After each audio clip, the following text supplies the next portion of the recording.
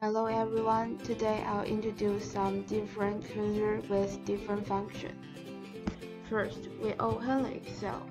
Just type Excel and open it.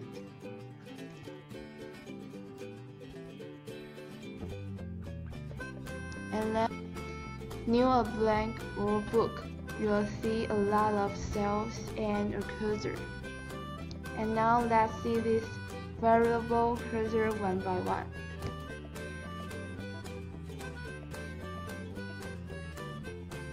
Look at this picture.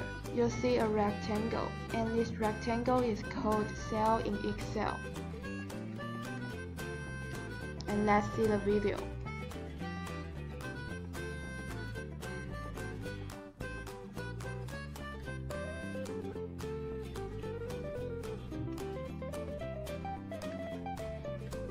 And then this cursor of the arrow icon is used when referring to objects or click functions. And let's see the video. You can click any function by using this cursor of the arrow icon.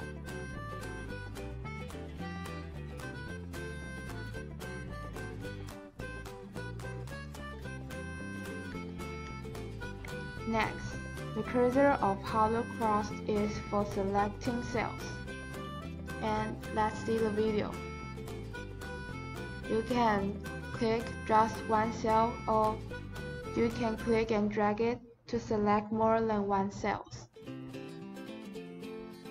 And then the cursor of capital I appears when entering text or when you want to insert data in a cell or data edit bar. You just need to double click any cells and you can insert anything you want to enter. And let's see the video. You double click and you can insert anything. And for example, a number or a name.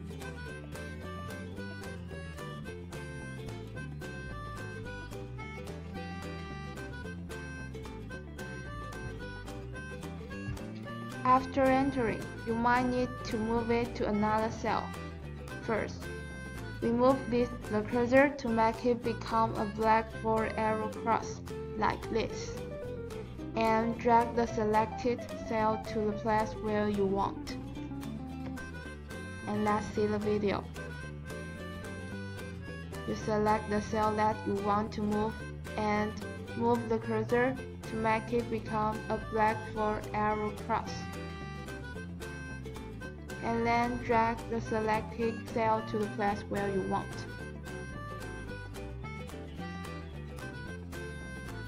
If you also want to copy the data and move it, you only need to plus the control and drag it.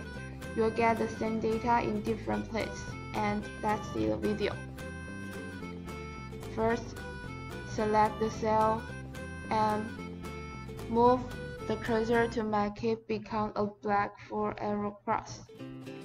And then press Ctrl and then drag. And you can get the same data in different places.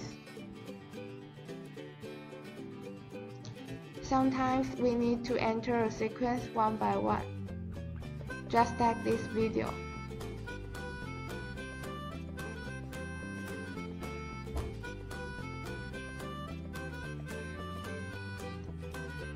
Type the same data one by one, or type a sequence number. But it is troublesome and time-consuming. In fact, a simple way can also reach the same goal. And to fill the handle, we have two steps. The step one is move the cursor to make it become black solid cross. And the step 2 is drag down, up, right or left to fill up. And let's start with the type of identical. Let's see the video. First, we move the cursor to become a solid cross, and then drag down, up, right or left to fill up. As you can see, you now can feel the handle quickly. Next, move to the type of increment. We choose the increment or decrement cells. And then move your cursor to make it become a solid cross. And then drag down, up, right, or left to fill up.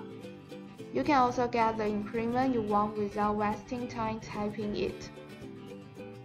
Sometimes we need to print an Excel sheet. However, if you click Print directly, the whole form will be printed, including the form with no data. At this time, we need to take some action to limit the printing range to where we want. That is, adjust the print size of the worksheet. And let's see the video. First, choose the form you want to print. And then click the page layout. Click the print area. And at last you click the set print area. And let's see the video. First, click page layout, find the print area. Click it and print the same print area. And now, we press print to see if it is successful. First, click the file. And then find the print and click it. The print preview should only show the form you select, like this. And you can just print it out. And let's see the video. Click File.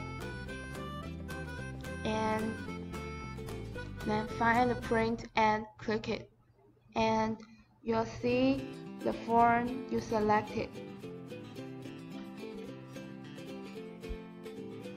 And that's all our content in this class. Thanks for your attention.